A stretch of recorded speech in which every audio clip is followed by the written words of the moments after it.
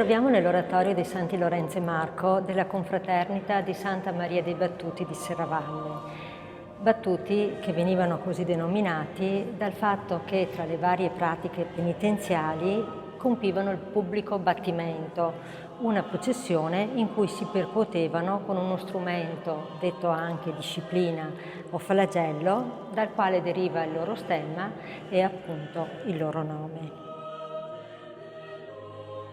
Il primo statuto della confraternita dei Battuti di Serravalle risale, come altri della zona, al 1313, ma verosimilmente la confraternita si stabilì qui già alla fine del XIII secolo, presso la porta meridionale di Serravalle, per stare vicino ai ceti più bisognosi.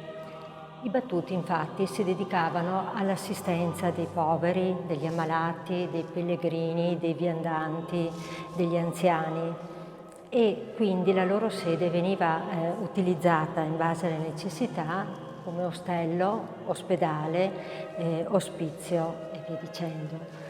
A fianco a questo luogo, dedicato appunto alla cura materiale dei bisognosi, vi era, qui come altrove, un luogo invece dedicato alla cura spirituale ed è appunto questo oratorio.